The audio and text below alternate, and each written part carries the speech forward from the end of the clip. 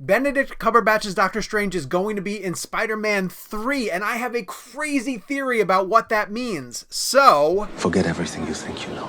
Hey guys, it's Sean O'Connell, the managing director here at CinemaBlend, and we are doing this video because news broke that Benedict Cumberbatch is going to be appearing in the third MCU Spider-Man alongside Tom Holland. We have been speculating about some of the things that might happen with that franchise, some really massive shifts in the way that Marvel tells stories, and this casting is confirmation about a really wild theory that I've been holding on to, and now I'm ready to share it with you. Before we dive into all of this delicious Marvel speculation content, go down and hit subscribe, turn on your notifications, and every time we put a new video up here on CinemaBlend's YouTube page, you guys will be the first ones to hear about it. Okay, so we confirmed today that Benedict Cumberbatch is bringing Doctor Strange over to the third Spider-Man movie, and that makes sense in the case that Spider-Man is a New York-based hero.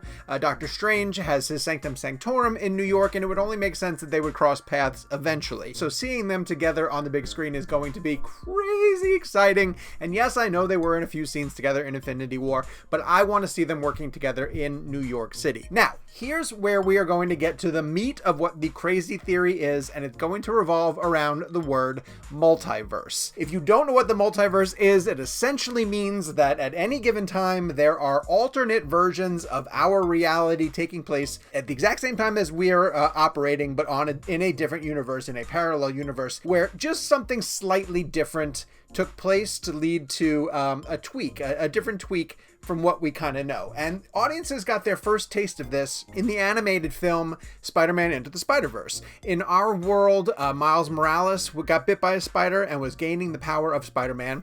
His version of Spider-Man in his universe, who was voiced by Chris Pine, ends up getting killed in a fight with the Kingpin and the Green Goblin. But then Miles is visited by multiple Spider-Men and women from other universes. The film noir Spider-Man, Spider-Ham, obviously, Spider-Gwen, all these other characters who end up being Spider-Man in their world were able to come over here and play with Miles Morales, essentially help him along on his mission and train, and it introduced people to how the multiverse works in animation form. Now, here's how it's going to potentially work in live action form.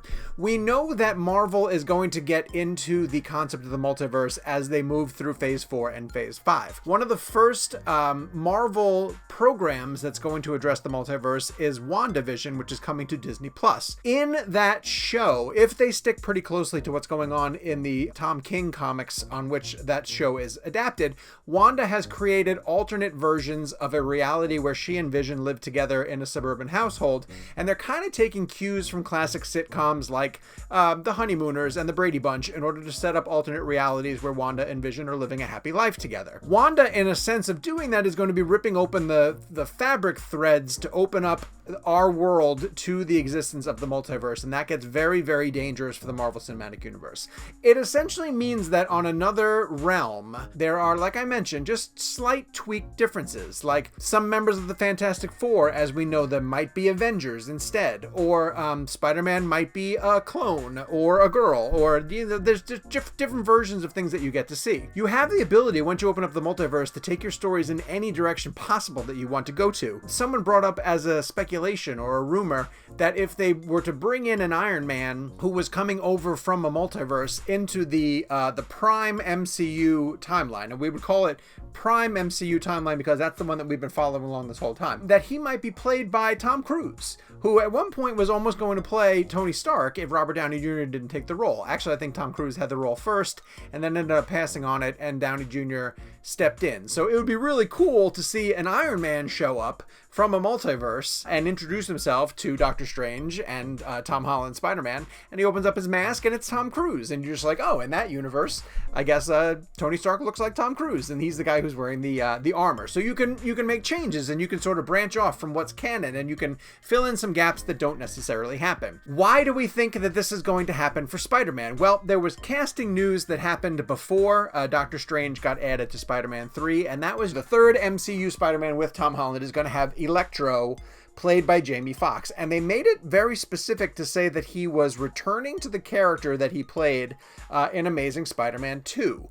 Now, Jamie Foxx went on to say in a social media post that he eventually deleted that he would not be blue the way that he was in Amazing Spider-Man 2, which led some to believe that maybe he's just playing Electro but not playing the actual Electro character from Amazing Spider-Man 2. But I'm still going to choose to believe that he's playing that version of Electro that we saw in the Andrew Garfield world. And through the opening up of the multiverse, you're going to see a villain from the Andrew Garfield Spider-Man movies make his way over to the Tom Holland universe and creating a bridge between one Sony Spider-Man franchise that is now defunct into the Spider-Man franchise that is now flourishing at Marvel Studios and at Sony in the MCU. You could do that if you have Doctor Strange, because we know that after WandaVision, which I think is going to be our first introduction into the idea of the multiverse, Wanda is going to be a part of the Doctor Strange movie called Doctor Strange in the Multiverse of Madness. The one thing that's messing this up slightly is that, according to Marvel's original calendar, the Doctor Strange movie was supposed to come out before the third Spider-Man movie. The third Spider-Man movie is now going to be coming out in December of 2021, and I confirmed with Sony Pictures today, before we recorded this video, that they are still holding on to that date of December 2021. They want to be a Christmas release. It's my belief that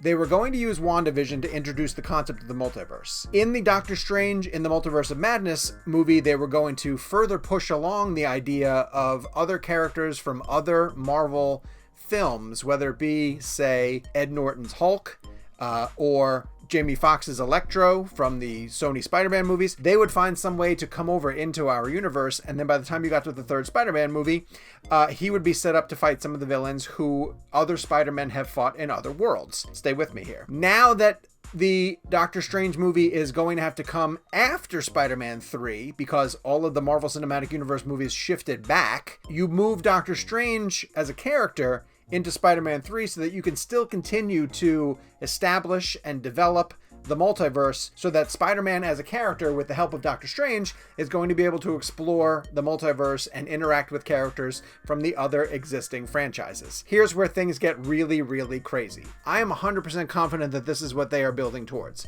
I don't know anything. This is pure speculation, but this, in my heart, is how I feel this is going to go down. They are going to figure out a way to bring Andrew Garfield and Tobey Maguire back into the Spider-Man franchise so that those two guys can fight alongside Tom Holland. You will get a Spider-Man movie where Tobey Maguire, Andrew Garfield, and Tom Holland are fighting together. Now, you need a threat that is big enough, and that's where I think Sony's Sinister Six movie is going to come into play. Sony, on their own side, on their Spider-Verse side that doesn't have Spider-Man, have been very hard at work building up villains who could potentially participate in a Sinister Six. We have Venom, obviously.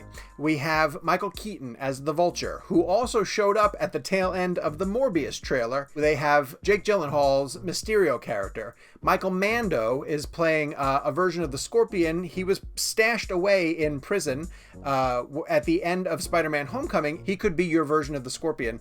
And if you bring Jamie Foxx's Electro over from the Andrew Garfield world, you have 6 villains that could make up your Sinister Six. That doesn't even include the fact that they might want to include Kraven, or could potentially introduce a new version of Dr. Octopus by the time they get to the Sinister Six movie. Sony has always talked about bringing the Sinister Six together on screen. Drew Goddard has a script that he wants to do. And I think that if they got to the point where they built up a Sinister Six, but had to bring together the previous 3 existing Spider-Man in order to fight them, that is a billion-dollar idea. That is as close to Infinity War and Endgame for Spider-Man fans as you'll ever get to see. Those 3 guys fighting together thanks to the introduction of the multiverse so that they can take down the Sinister Six is just, it's too good to think about. But all of the clues seem to be lining up that the way that's where we're going. We know that WandaVision is going to introduce the multiverse. We know that Doctor Strange as a character is going to continue to explore the multiverse. And now that you're putting him in Spider-Man 3 specifically, says to me that Spider-Man is definitely on path for a live-action multiverse film, and the only reason that you do a live-action Spider-Man film is to pull other versions of existing Spider-Man the same way that the animated Spider-Man Into the Spider-Verse did, only you bring in Andrew Garfield and Tobey Maguire. So, your turn. Tell me if I'm crazy. Go to the comments down below. Let me know if you think that the casting of Benedict Cumberbatch in Spider-Man 3 means for sure that we're building our way toward a live-action Spider-Verse movie that would bring back Tobey Maguire and Andrew Garfield so that they could share the screen with Tom Holland. Is this something that you guys even want to see? And what do you think about my idea that if you're going to bring those three together, that they need to have a foe that is worthy of bringing all three together? And to me, that says the Sinister Six. While you are down there, hit subscribe and turn on your notifications. I have a feeling we're going to be speculating on Spider-Man and his moves to the next few MCU movies for years to come, so make sure that you are part of the conversation.